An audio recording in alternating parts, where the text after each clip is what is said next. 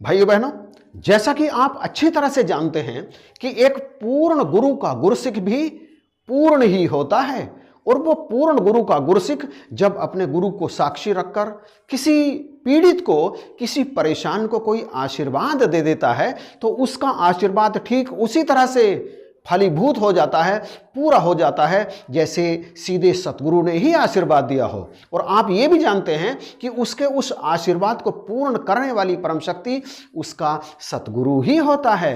परंतु वह गुरसिक आरंभ से ही, मतलब जिस दिन उसने ब्रह्म ज्ञान प्राप्त किया उसी दिन से पूर्ण गुरसिक नहीं बनता।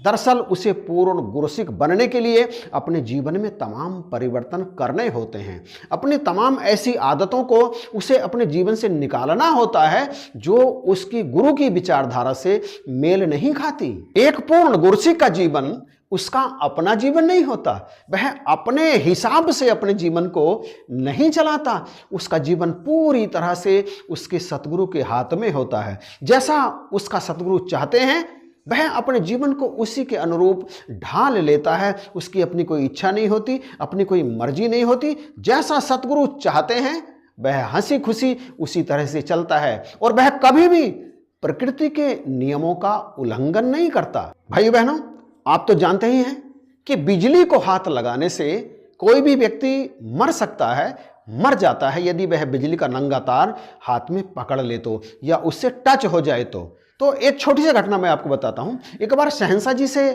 किसी ने पूछा कि यदि आपका प्रभु सत्य है तो बिजली को हाथ लगा करके दिखाओ। शहंशाह जी ने मुस्करा कर कहा कि मेरे सतगुरु ने मुझे सोझी दी है, समझ दी है कि प्रभु सदा ही अपने भक्तों की रक्षा करता है, परंतु भक्त का भी तो यह फर्ज है कि वह प्रभु के कानून को अपने हाथ में ना ले। तो मैं बिजली का तार क्यों पकड़ूं? हाँ, यदि तुम्हें आजमाना ही है तो तुम जबरदस्ती मेरा हाथ पकड़ करके बिजली के तार से लगा दो या शस्त्रों से मुझ पे वार करो, मुझे यकीन है कि मेरा कुछ भी नहीं बिगड़ेगा। कितना बड़ा यकीन होता है एक सच्चे गुरसिक को अपने सतगुरु पर, अपने ईश्वर पर, इस निराकार पर, कि कोई चाहे कुछ भी कर ले, ये निरंकार साक्षी है, मौजूद है, उपस्थित है, तो इसके होते हुए उसका कुछ भी नहीं बिगड़ सकता। और यही हकीकत है। परंतु ऐसा उन्हीं के साथ होता है जो पूरी तरह से अपने आप को इनके चरणों में समर्पित कर देते हैं। संत महापुरुषों, आपने पिछले इतिहासों को पढ़ रखा है। आप भली भांति जानते हैं कि गुरुओं पर, पीरों पर, पैगंबरों पर, प्रभु के भक्तों पर इस जालिम दुनिया के लोगों ने कैसे कैसे जुल्म किए हैं। किसी को विष का प्याला दिया गया, किसी पर हाथी चढ़ाए गए, किसी को सलीब पर लटकाया गया, किसी को अग्नि में जला गया, किसी को पहाड़ों से फेंका गया। क्या नहीं किया भक्तों के साथ? परंतु ये कण कण में रमाराम, ये निराकार प्रभु परमेश्वर, ये तो हर जगह मौजूद है।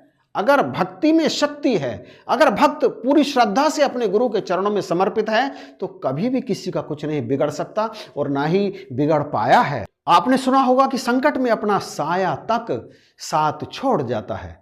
जब मुसीबतें आती हैं तो माता पिता भी अपना हाथ हटा लेते हैं, भाई बहन, रिश्तेदार, सगे संबंधी, मित्र, कोई भी अपना नहीं होता।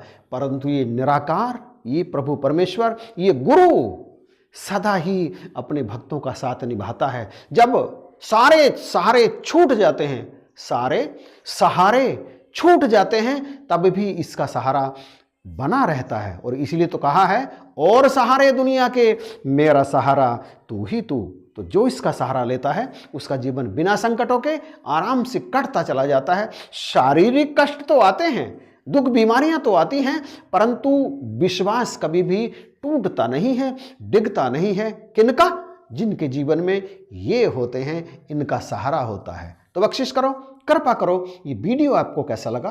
अच्छा लगा है तो प्लीज़ लाइक, शेयर और कमेंट जरूर कीजिएगा। और यदि अभी तक भी आपने इस चैनल को सब्सक्राइब नहीं किया है तो प्लीज़ सब्सक्राइब करके बेल आइकन प्रेस कीजिएगा। इन्हीं शब्दों के साथ जय हिंद, नमस्कार और प्यार भरी धन्यंकार।